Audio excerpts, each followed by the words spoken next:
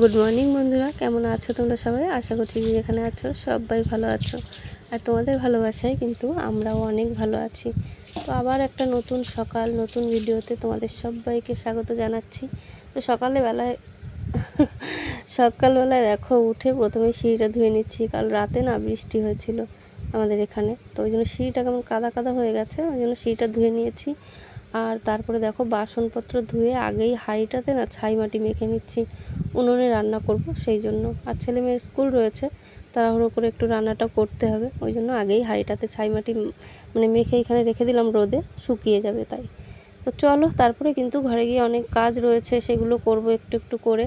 আর এই যে দেখো বৃষ্টিতে না একদম কেমন একটা প্যাচ প্যাচে ভাব হয়ে রয়েছে।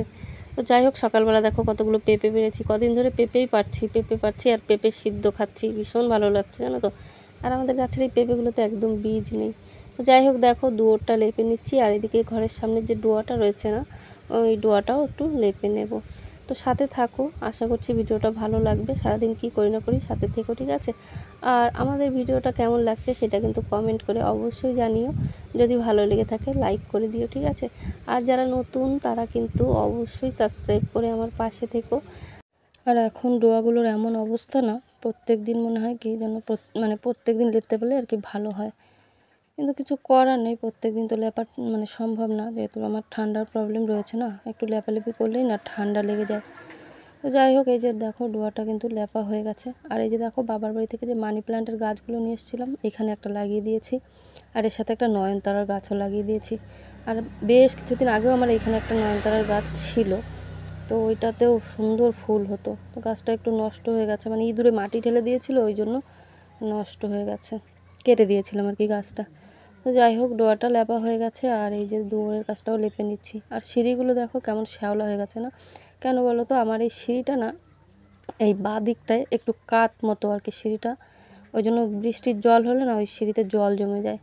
তো লেপা মোছা তো সব কমপ্লিট হয়ে গেছে। আর উনুনটা আজকে আমি লেপিনি, মা সকালে উঠে লেপে মুছে একদম সব রেডি করে রেখেছে, মা রান্না করবে উনুনে।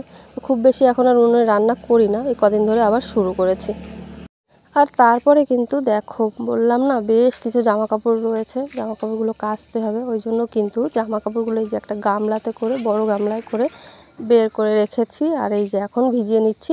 তো ভিজিয়ে কিছু সময় রাখবো, রেখে তারপর কেচে নেবো। আর তারপরে সকাল সকাল আজকে ভাবছি যে স্নানটাও করে নেব।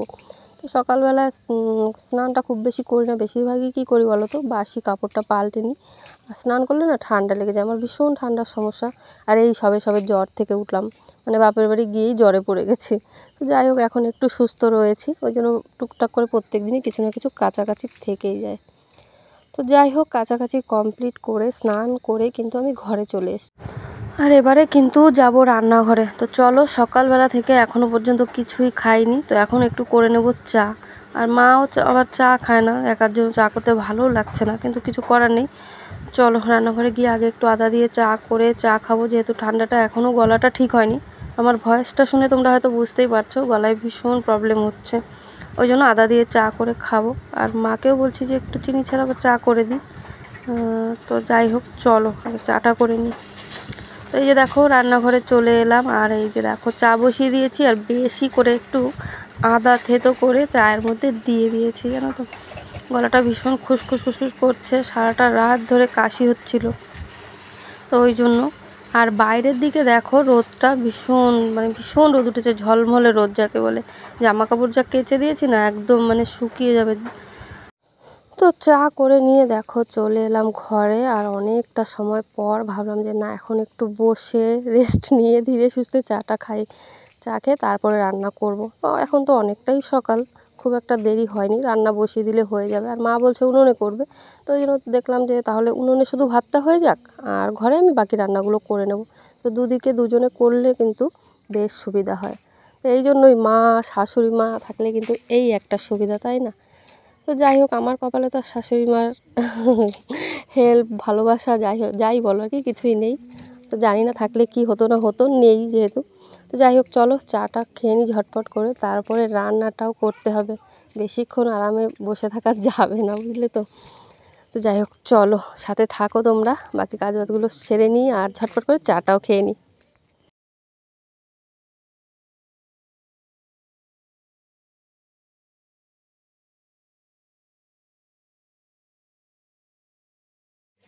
তো চা খেয়ে নিয়ে চলে এসেছি রান্নাঘরে। আর আজকে কিন্তু সোমবার, নিরামিষ, আবার সেই নিরামিষ। তো মেয়ে ওর ছেলে ওদের একটু সমস্যা হয়, হলেও কিছু করার নেই। সোমবার দিনটা একটা দিন আর কি সপ্তাহে মানতেই হয়। তো এদিকে দেখো মা কিন্তু বসিয়ে দিয়েছে ভাত, আর ওদিকে আমার কিন্তু সবজি সব কিছু কাটা রেডি হয়ে গেছে। চলো কী কী সবজি তোমাদের দেখিয়ে দিলাম, বলা হয়নি। তো রয়েছে আলু আর পেঁপে কেটেছি, একটা নিরামিষ তরকারি করব, পটল ভাজি করব, আর করব মুসুর ডাল টমেটো দিয়ে। ঠিক আছে, এইটাই আজকের রান্নাবান্না।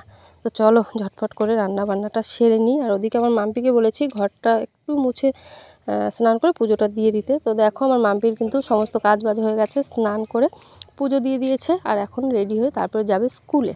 তো রান্নাটাও আমার কিন্তু মোটামুটি হয়ে গেছে।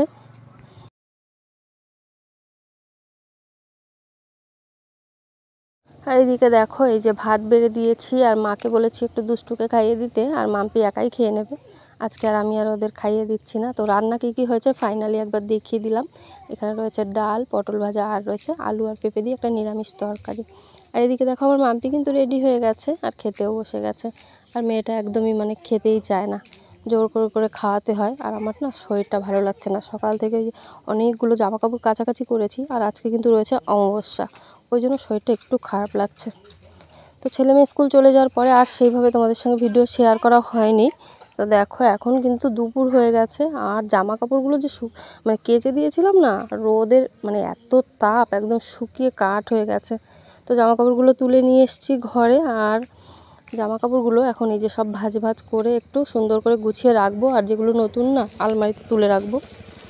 আর বেড়াতে যেতে কার না ভালো লাগে বলো, কিন্তু বেড়াতে যাওয়ার সময় যেমন মজা, বাড়ি এসে কিন্তু ঠিক তার উল্টোটা, জামা কাপড় কাচতে কাচতে কিন্তু হাল একদম বেহাল হয়ে যায়। অন্তত আমার তো হয়। আর ওই যে ঠান্ডার প্রবলেম, ওইটা তো আছেই। চলো সাথে থাকো, গুছিয়ে রাখি জামা কাপড়গুলো।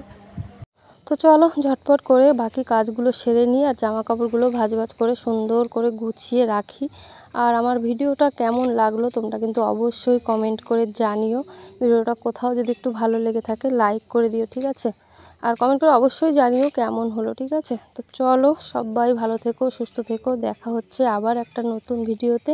ততক্ষণ অবধি সবাই অনেক অনেক ভালো থেকো, ঠিক আছে? চলো টাটা।